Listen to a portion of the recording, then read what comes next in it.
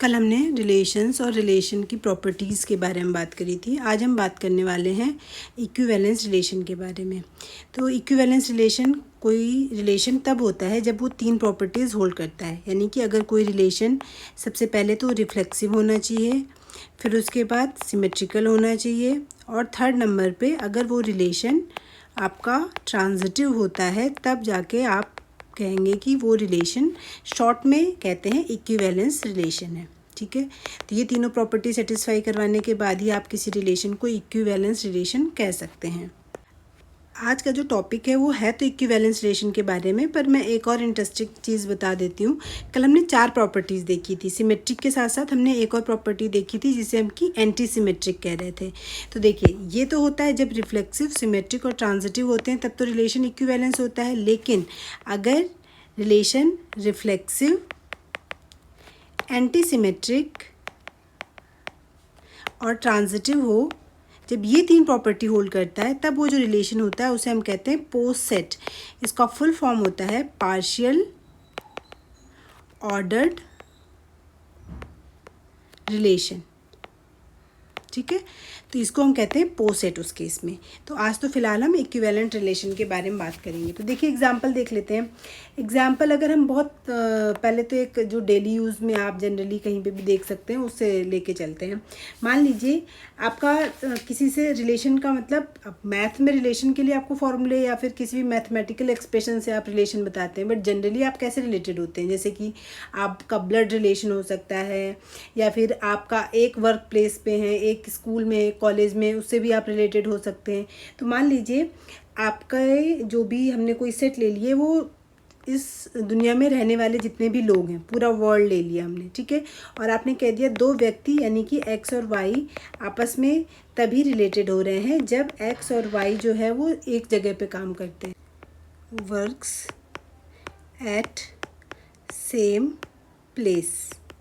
तो अगर एक्स और वाई एक ही जगह पे काम करते हैं तब वो आपस में रिलेटेड होते हैं।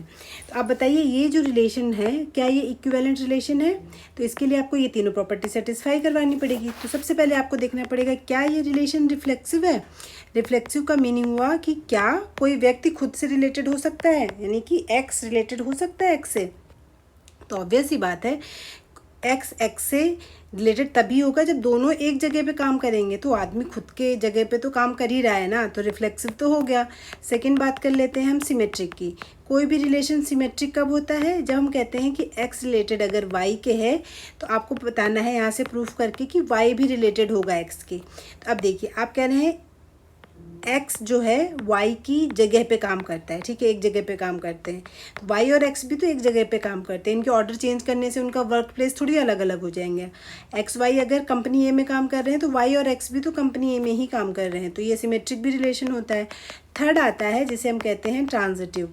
ट्रांजिटिव का मतलब होता है कि अगर एक्स रिलेटेड है वाई से और वाई रिलेटेड है जेड से, तो आपको बताना है कि एक्स भी रिलेटेड होना चाहिए जेड से। तो देखिए, एक्स और वाई रिलेटेड है यानी कि एक्स और वाई एक जगह पे काम करते हैं। वाई रिलेटेड है जेड से यानी कि वाई और जेड का भी वर्क प्लेस जो है वो सेम है। तो इनडायरेक्टली एक्स वाई की जगह पे काम करता है, वाई जेड की वाली जगह पे काम कर रहा है, यानी कि तीनों के तीनों ही एक जगह पे काम कर रहे हैं। तो ऑब्वियस सी बात है, एक्स और जेड सेम ही प्लेस पे काम कर रहे हैं। तो इस तरीके से ये जो हमने डेफिनेशन दी ये आपकी एक इक्विवेलेंट रिलेशन हो गई। ठीक है, तो ये तो आपकी आम बोलचाल वाली हमने एग्जाम्पल ले लिया है। अब हम बात करते हैं मैथमेटिकल वे में कि कैसे आप बता सकते हैं। तो यहाँ पे हमने एग्जाम्पल ले लिया है। पहला, ए आपका जो सेट है वो ये है, इस पर आपको रिलेशन आपने डिफाइन कर दिया है। कल हमने बताया था रिलेशन ऑन अ सेट है का मतलब होता है आर जो डिफाइन कर रहे हैं वो आप ए क्रॉस ए पे ही डिफाइन कर रहे हैं ना। ठीक है, तो अब आप देखिए यहाँ पे क्या होगा। ये रिलेशन दिया हुआ है तो आपको देखना पड़ेगा क्या ये रिफ्लेक्सिव है। तो रिफ्लेक्सिव के लिए मैंने बताया था खुद से खुद जो होना चाहिए वो रिलेशन होना चाहिए, यानी कि ordered pair A comma A type के आने चाहिए और सारे के सारे ए के लिए आना चाहिए, यानी कि 1,1 भी आना चाहिए, इसमें 3,3 भी आना चाहिए, 4,4 भी आना चाहिए और 7,7 भी आना चाहिए। तो आ रहा है तो रिफ्लेक्सिव हो गया, पहली प्रॉपर्टी सेटिस्फाई हो गई। सेकेंड है सिमेट्रिकल। सिमेट्रिकल के लिए आपको देखना पड़ेगा, इसमें एलिमेंट ढूंढने पड़ेंगे। 1,3 बिलोंग कर रहा है तो 3,1 भी आना चाहिए। फिर आपने देखा नेक्स्ट 4,7 आ रहा है तो 7,4 भी आना चाहिए, तो सिमेट्रिकल भी हो गया। नेक्स्ट आता है थर्ड जो कि है ट्रांजिटिव। ट्रांजिटिव कैसे कहते हैं, आपको सेम एलिमेंट का देखना पड़ेगा, जैसे कि 1,1 है 1,3 है तो 1,3 ऑलरेडी बिलोंग कर रहा है, 1,3 है 3,1 है तो 1,1 बिलोंग करना चाहिए, तो वो आ रहा है इसमें, ठीक है। इसी तरीके से आप इसको दे सकते हैं 4,4 है और 4,7 है, तो 4,4 और 4,7 से क्या बनेगा 4,7 आना चाहिए, तो वो तो ऑलरेडी बिलोंग कर रहा है। इसी तरीके से आप और कौन सा कॉम्बिनेशन ढूंढ सकते हो, यही पॉसिबल है, इन दोनों को ले लो 7,7 और 7,4, ये अगर बिलोंग कर रहे हैं तो 7,4 भी बिलोंग करना चाहिए, तो ऑलरेडी बिलोंग कर रहा है। और इन दोनों को देखेंगे अगर कि 4,7 और 7,4, अगर ये दोनों बिलोंग कर रहे हैं तो आपका 4,4 भी बिलोंग करना चाहिए, तो वो आता है इसमें, ठीक है। तो जितने भी पॉसिबल ट्रांजिशंस थे वो आपने बनाए और आपने देखा वो बिलोंग कर रहे हैं, इसका मतलब कि ये जो हमने यहाँ पे रिलेशन लिखा हुआ है ये आपका एक इक्विवेलेंट रिलेशन हो चुका है।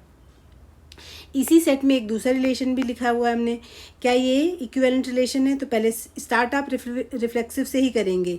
क्या इसमें 1,1 है 2,2, सॉरी इसमें अगर आप ए चेंज कर दिया है हमने 1, 2, 3, 4 ले लेते हैं, ठीक है। अब देखिए 1,1 है, ठीक है, 2,2 है, ठीक है, 3,3 है, 4,4 है, रिफ्लेक्सिव हो गया। दूसरा आता है सिमेट्रिकल। सिमेट्रिकल में 1,2 है तो क्या 2,1 बढ़ रहा है, नहीं, इसमें 2,1 मिसिंग है, तो इसका मतलब ये सिमेट्रिकल तो रिलेशन नहीं है। तो एक भी प्रॉपर्टी अगर मिस कर देता है तो आप सीधे सीधे कह सकते हैं कि ये इक्विवेलेंट रिलेशन नहीं होगा। पर चलिए ट्रांजिटिव भी हम चेक कर लेते हैं, ये इक्विवेलेंट रिलेशन नहीं है, ठीक है, ये तो हमने प्रूव कर दिया। बट ट्रांजिटिव देखें तो 1,2 2,2 तो 1,2 पड़ रहा है, आपका बिलोंग कर ही रहा है। 1,3 3,3 तो 1,3 बिलोंग करना चाहिए, वो भी पड़ रहा है। 3,3 3,2 3,2 बिलोंग कर रहा है, तो ट्रांजिटिव भी है लेकिन सिमेट्रिकल नहीं है, तो इस वजह से इक्विवेलेंट रिलेशन नहीं होगा। नेक्स्ट एग्जाम्पल की तरफ बढ़ते हैं। Set of all straight line का हमने एक यूनिवर्सल सेट ले लिया। दो स्ट्रेट लाइन तब आप रिलेटेड मानेंगे जब इज पैरेलल टू, दो लाइनें एक दूसरे के पैरेलल हो। तो क्या ये रिफ्लेक्सिव होता है, रिफ्लेक्सिव के लिए क्या कोई लाइन खुद के पैरेलल होती है, हाँ, पैरेलल का मतलब होता है कि एक दूसरे को काटती नहीं है, तो जो भी है खुद, अब कोई दूसरी लाइन है ही नहीं तो आप कंपेयर किससे करेंगे, तो रिफ्लेक्सिव आप उसे ऑटोमेटिकली मान लेते हैं। सिमेट्रिकल, अगर ये लाइन इस लाइन के पैरेलल है तो ये लाइन भी तो इसके पैरेलल हुई, तो इसका मतलब अगर ये इसको इसके पैरेलल कह रहे हैं तो ये वाली लाइन भी इसके पैरेलल ही हुई, तो सिमेट्रिकल भी हो गया। ट्रांजिटिव का मतलब मान लीजिए ये एक लाइन L1 है, एक लाइन L2 है, एक लाइन L3 है, ये लाइन इसके पैरेलल है और ये लाइन इसके पैरेलल है, तो आप देख सकते हैं ये भी इसके पैरेलल होगी, तो ये ट्रांजिटिव भी हो गया। तो ये वाला रिलेशन भी एक इक्विवेलेंट रिलेशन होता है। फाइनल एग्जांपल ले रहे हैं, R such that n cross n के ऊपर डिफाइन किया है हमने, डिफाइंड बाय इस तरीके से, ठीक है। ये थोड़ा सा अलग एग्जांपल इसलिए लग रहा है क्योंकि अभी तक हम देख रहे हैं सिर्फ हमने आर जो लिया था, जैसे कि सबसेट लेते हैं हम a क्रॉस a का, अगर आपका R जो है वो किस पे डिफाइन है, डिफाइंड ऑन A पे है, बट जो यहाँ पे R है वो डिफाइन है किस पे, n क्रॉस n पे, जहाँ पे n जो है वो आपका नेचुरल नंबर है। तो देखिए अगर हमने जो पहला एग्जाम्पल लिया था उसमें हमने कहा था जो यूनिवर्सल सेट है वो all the people of the world है, यानी कि इस दुनिया में जितने भी लोग हैं वो आपका यूनिवर्सल सेट है, तो उनके बीच में रिलेशन देखेंगे। सेट ऑफ स्ट्रेट लाइन है तो उनमें रिलेशन देखेंगे। ऐसे ही यहाँ पे जो एलिमेंट है या यूनिवर्सल सेट है वो किसके एलिमेंट है, n क्रॉस n के। अब n क्रॉस n में कैसे एलिमेंट आएंगे, a, b टाइप के एलिमेंट आएंगे, जिसमें a जो होगा वो कैपिटल N का और b दोनों ही कैपिटल N के एलिमेंट होंगे। तो इसमें रिलेशन कैसे देखेंगे कि इसका एक ऑर्डर्ड पेयर इसके दूसरे ऑर्डर्ड पेयर से तब रिलेटेड होता है जब a plus D is equal to हो जाता है b प्लस सी के, ठीक है। तो आपको बताना है क्या ये रिफ्लेक्सिव रिलेशन है या इक्विवेलेंट है, बेसिकली आपको प्रूव करना है। तो उसके लिए तीनों प्रॉपर्टी सेटिस्फाई करवानी पड़ेगी। पहली प्रॉपर्टी रिफ्लेक्सिव, रिफ्लेक्सिव के लिए देख लिए आपको बताना पड़ेगा क्या a, b खुद से रिलेटेड है, ठीक है। तो इसके लिए आप देखिए, इसके लिए आपको देखना पड़ेगा ये आपका लेफ्ट हैंड साइड बनेगा और राइट हैंड साइड बनेगा आपका b प्लस ए, तो ये तो आपस में बराबर होते ही हैं, तो ये रिफ्लेक्सिव हो गया।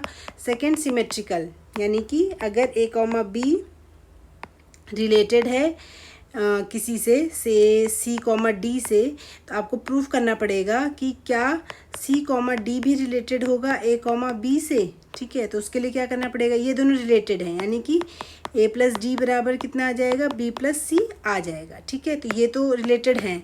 अब यहाँ पे देखिए इन दोनों को रिलेटेड होने के लिए क्या होना पड़ेगा, C plus B is equal to A plus D, ये दोनों बराबर होने चाहिए।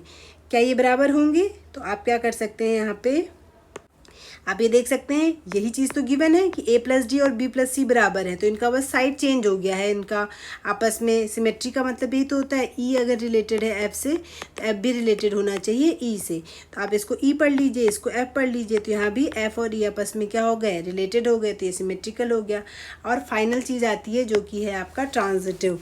ट्रांजिटिव का मतलब होता है, मान लीजिए आपने 3 ले लिए l, m और n, तो l रिलेटेड होना चाहिए m से, फिर आप कहते हैं m रिलेटेड है n से, तो आपको प्रूफ करना होता है कि l रिलेटेड होना चाहिए n से। अब यहाँ पे ऑर्डर्ड पेयर टाइप के एलिमेंट आ रहे हैं, तो आपने l को कंसीडर कर लिया, मान लीजिए a कॉमा बी, m वाले को कंसीडर कर लिया c कॉमा डी, और n को कंसीडर कर लिया से e कॉमा f। ठीक है, तो ट्रांजिटिव में आप मान के चलेंगे कि ये भी रिलेटेड है और ये भी रिलेटेड है। ठीक है, और आपको प्रूफ करना पड़ेगा कि ये दोनों रिलेटेड हैं। तो पहले आप देख लेते हैं आपको प्रूफ क्या करना है।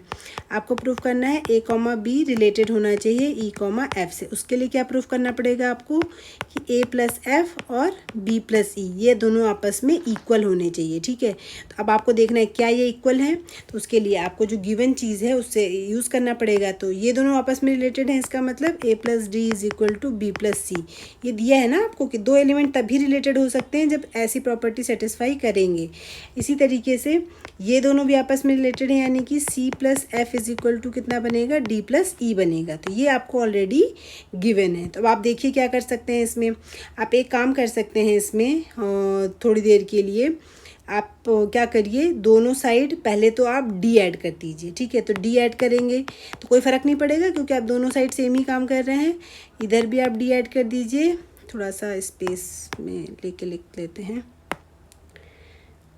आपको ये दोनों बराबर प्रूफ करने हैं। ठीक है, तो अगर कोई क्वांटिटी, मान लीजिए एक तराजू ले लीजिए आप। ठीक है, कोई तराजू है, ठीक है, उस तराजू के 2 हिस्से हैं, 2 हिस्से अगर मैं बराबर हैं, तो अगर मैं बारी बारी से मान लीजिए 10 kg इसमें रख दिया, 10 kg इसमें भी रख दिया, तो उसके बाद भी बराबर ही रहेगा। तो वैसे ही हमें एक्चुअल में नहीं पता बराबर हैं कि नहीं बराबर, बट हम इनडायरेक्टली बराबर प्रूफ करने वाले हैं। ठीक है, तो अब देखिए क्या करेंगे हमने क्या किया, आपको ये दोनों का क्वांटिटी देखनी है, a plus F B plus E.